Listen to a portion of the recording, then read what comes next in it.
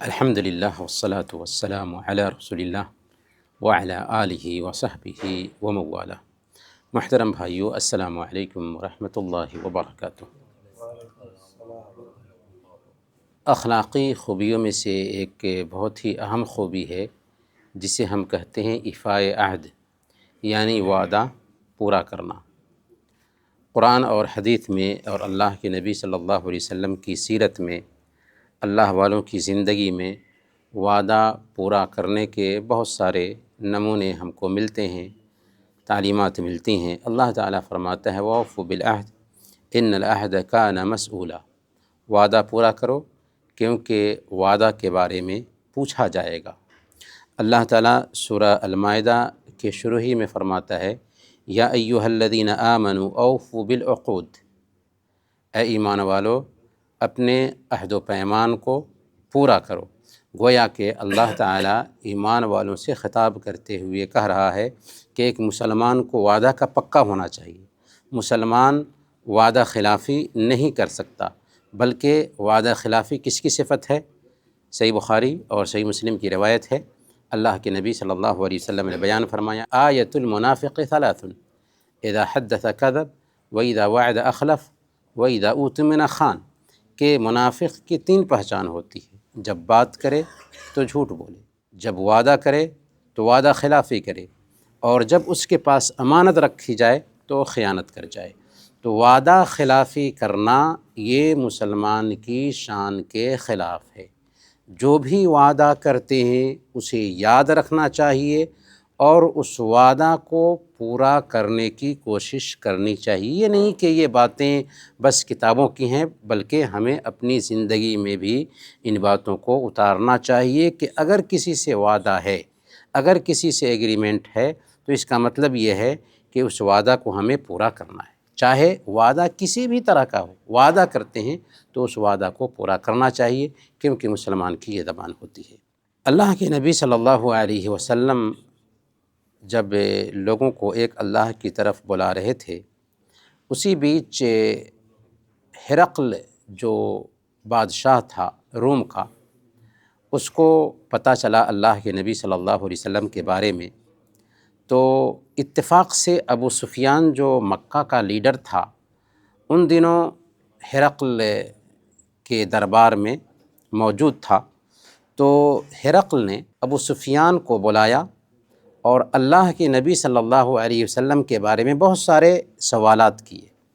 ان سوالات میں سے ہرقل نے پوچھا تھا کہ وہ تمہیں کس چیز کا حکم دیتے ہیں؟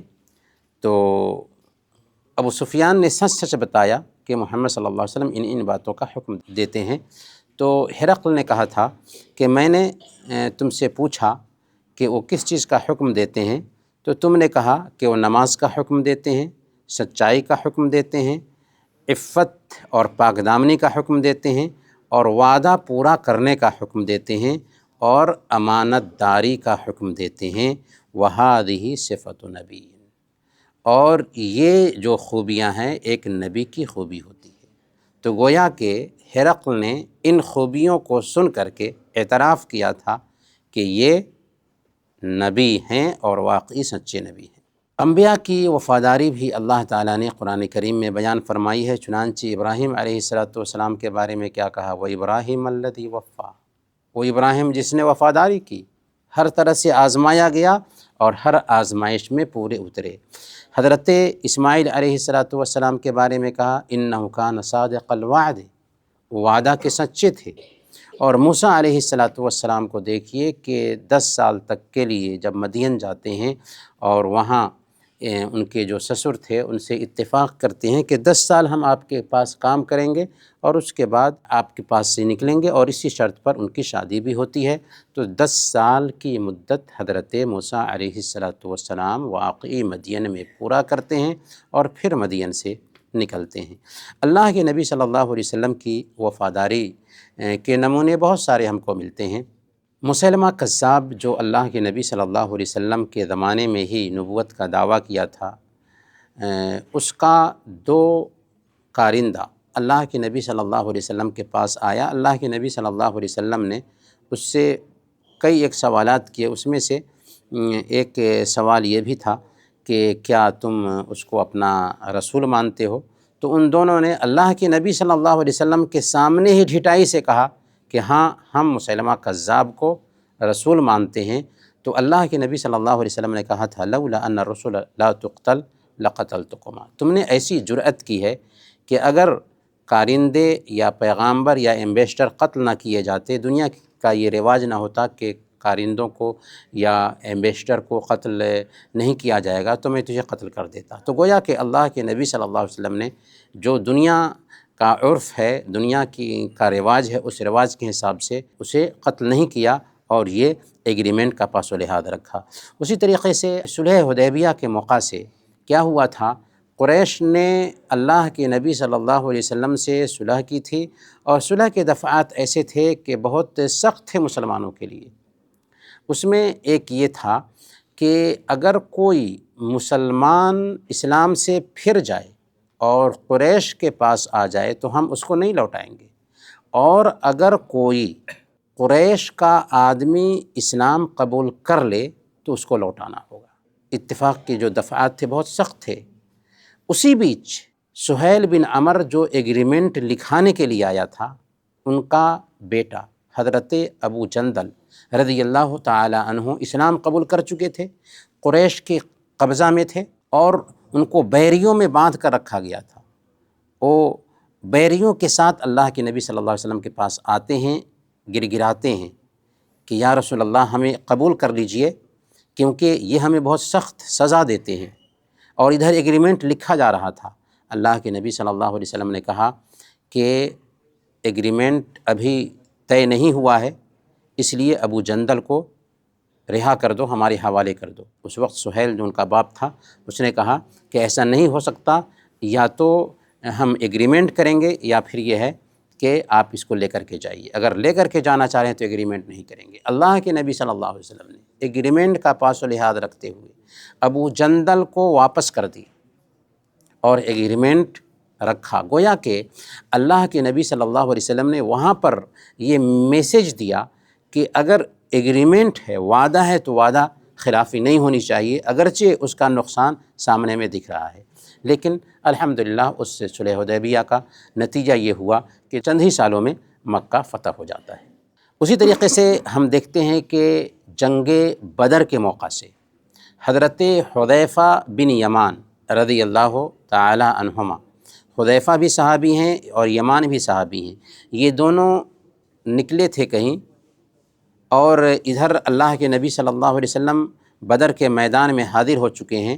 اس وقت اللہ کے نبی صلی اللہ علیہ وسلم جبکہ فوج کے ضرورت مند تھے، 313 کی تعداد تھی، حضرت حذیفہ اور حضرت یمان دونوں کو مشرکین مکہ نے قید کر لیا، اور رہائی کے لیے ایک شرط رکھی کہ تمہیں شریک نہیں ہونا ہے مسلمانوں کے ساتھ، اگر شریک ہوگے تو رہا نہیں کریں گے۔ چنانچہ انہوں نے ان کو اس شرط پر رہا کر دیا۔ جب حضرت حذیفہ اور حضرت یمان رہا ہوئے تو فوراً اللہ کے نبی صلی اللہ علیہ وسلم کے پاس آئے، اور جو کچھ ماجرا ہوا تھا بتایا اللہ کے نبی صلی اللہ علیہ وسلم سے۔ تو اللہ کے نبی صلی اللہ علیہ وسلم نے کہا چونکہ ایگریمنٹ ہوا ہے تمہارا اور اسی شرط پر تمہیں رہا کیا گیا ہے، اس لیے جاؤ مدینہ۔ اور حضرت حذیفہ اور حضرت یمان کو جنگ بدر میں فوجیوں کے ساتھ اللہ کے نبی صلی اللہ علیہ وسلم نے شریک نہیں کیا، اس لیے کہ دشمن نے ایگریمنٹ لے لیا تھا۔ تو یہ تھا وعدہ کا پاس و لحاظ اللہ کے نبی صلی اللہ علیہ وسلم کی زندگی میں۔ خود حضرت خدیجہ رضی اللہ تعالی عنہا جب وفات پا جاتی ہیں تو اللہ کے نبی صلی اللہ علیہ وسلم ایسی وفاداری برتتے ہیں کہ حضرت خدیجہ رضی اللہ تعالی عنہا کی وفات پانے کے بعد جب بھی کوئی اچھا کھانا بنتا تو خدیجہ رضی اللہ تعالی عنہا کی سہیلیوں کے پاس پہنچاتے تھے اور کہتے تھے کہ فلانا کے گھر بھیج دو کیونکہ وہ خدیجہ سے محبت کرتی تھی، فلانا کے گھر بھیج دو کیونکہ وہ خدیجہ کی سہیلی تھی۔ تو یہ تھی اللہ کے نبی صلی اللہ علیہ وسلم کی وفاداری۔ حضرت ابوبکر صدیق رضی اللہ تعالی عنہ کی وفاداری پر اپنی بات ختم کریں گے۔ صحیح بخاری اور صحیح مسلم کی روایت ہے، حضرت جابر بن عبداللہ رضی اللہ تعالی عنہ سے اللہ کے نبی صلی اللہ علیہ وسلم نے کہا تھا کہ بحرین کا مال آیا، تو ہم تم کو یوں دیں گے، یوں دیں گے، یوں دیں گے۔ اللہ کے نبی صلی اللہ علیہ وسلم نے دونوں لب بھر کر کے اشارہ کرتے ہوئے حضرت جابر بن عبداللہ رضی اللہ تعالی عنہ سے کہا تھا کہ بحرین کا مال آیا تو ہم لب بھر کر کے تم کو 3 مرتبہ دیں گے۔ اللہ کے نبی صلی اللہ علیہ وسلم کے زمانے میں بحرین فتح نہیں ہوا۔ جب حضرت ابوبکر صدیق رضی اللہ تعالی عنہ کے زمانے میں بحرین فتح ہوا تو واقعی حضرت ابوبکر صدیق رضی اللہ تعالی عنہ اللہ کے نبی صلی اللہ علیہ وسلم کے اس وعدے کو یاد رکھتے ہیں اور حضرت جابر رضی اللہ تعالی عنہ کو بلاتے ہیں اور لب بھر کر کے ان کو درہم دیتے ہیں۔ کہتے ہیں کہ ایک لب میں 500 درہم آ گیا تھا، پھر 2 لب اور دیا اور کہا کہ چونکہ اللہ کے نبی صلی اللہ علیہ وسلم نے 3 لب دینے کا وعدہ کیا تھا لہذا ہم اس وعدہ کو پورا کرتے ہیں۔ کہنے کا مطلب یہ ہے کہ ہماری شریعت وعدہ پورا کرنے پر ابھارتی ہے اور ہمیں اس بات کی تاکید کرتی ہے کہ ہم کسی سے وعدہ کرتے ہیں تو وعدہ خلافی نہ کریں، کیونکہ وعدہ خلافی منافقوں کی صفت ہے۔ مومنوں کی صفت یہ ہے کہ وعدہ پورا کرنے والے ہوتے ہیں، لہذا ہمیں بھی وعدہ پورا کرنے کی صفت خود میں پیدا کرنی چاہیے۔ اللہ تعالیٰ سے دعا ہے کہ اللہ تعالیٰ وفاداری کی صفت ہمارے اندر بھی پیدا فرمائیں۔ آمین۔ وصلی اللہ علی نبینا محمد وعلی آلہ وصحبہ اجمعین۔